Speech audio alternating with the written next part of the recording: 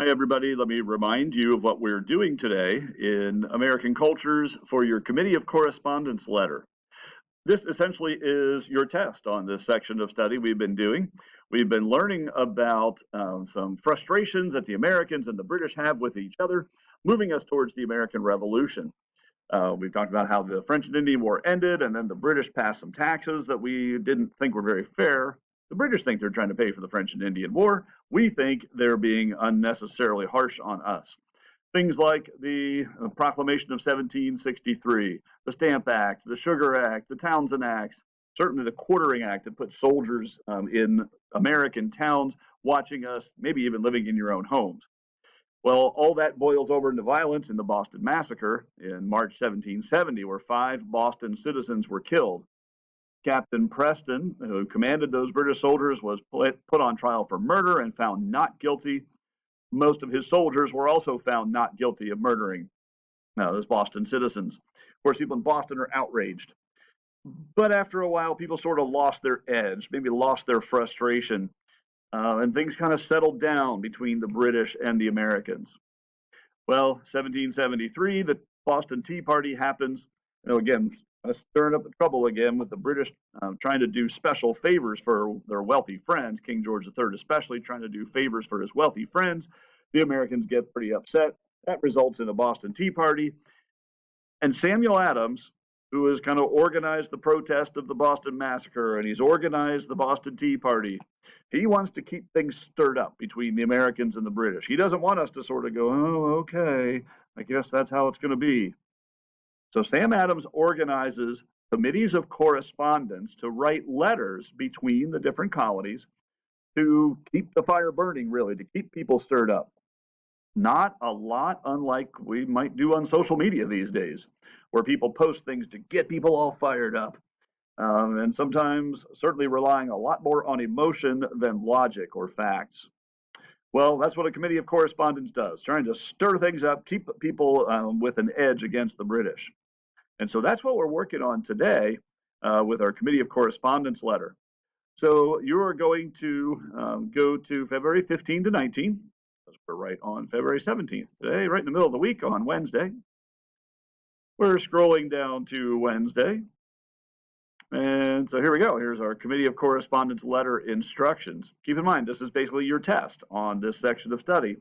So you'll want to do a really good job on this. Right now you are watching this Clarkey video explaining you how to complete this letter. Here's a set of printed directions. You most likely saw these in class yesterday, but here it is. Again, to remind you of what we're doing, committees of correspondence are formed to write letters to different colonies to communicate what the British are doing. And certainly you want to get people fired up and you want to ask them to help us out. Sam Adams created these, and well, before long, these committees were everywhere in the colonies. So today we're being a member of the Boston Committee of Correspondence. People would meet together, they'd sit down in the room, they'd talk about what they were going to write.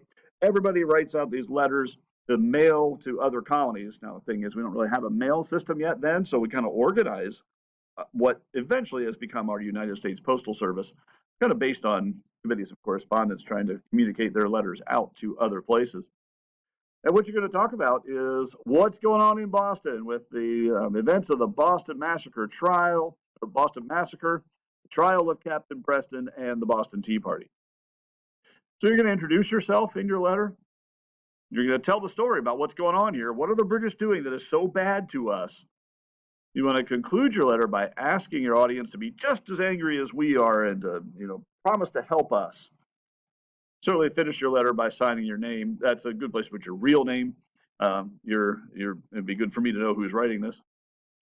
There's a 100-word minimum, and that really won't be any trouble. If you get to describing what happened in the Boston Massacre, how Captain Preston and most others were found not guilty in their trial, and then talk about the Boston Tea Party, you'll blow right past 100 words. It won't take you much effort to get to 100 words.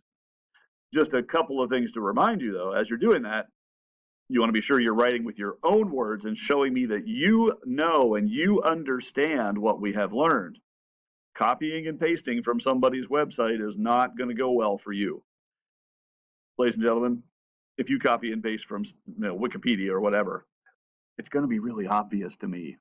Okay. Wikipedia would sound like a textbook or an encyclopedia because that's what it is. It doesn't sound like a real person like you writing or talking. And besides, if you copy and paste from somebody's website, good chance is somebody else has already tried this, and well, I know what they sound like. So it's really not hard for me to put 3 or 4 of your words into Google and find where you copied from. So anyway, just stay away from that problem. Remember, you're writing this from the American colonist perspective.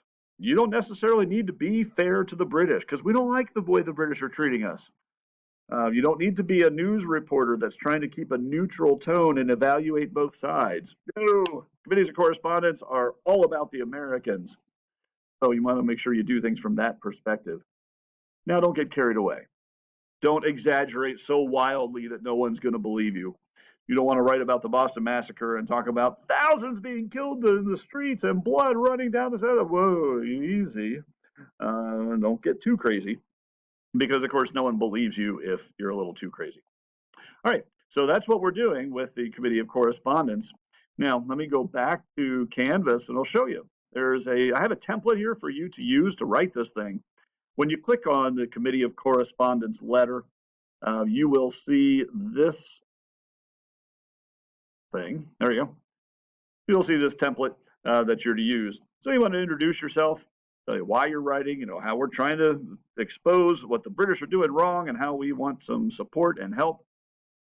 In this second box, you're going to talk about what's been going on in Boston.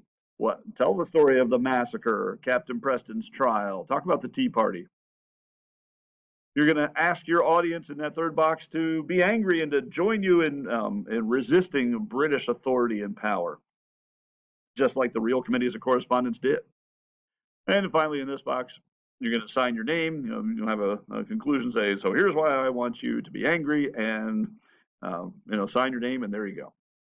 So you want to do a really good job with this. Remember, a 100-word 100-word minimum.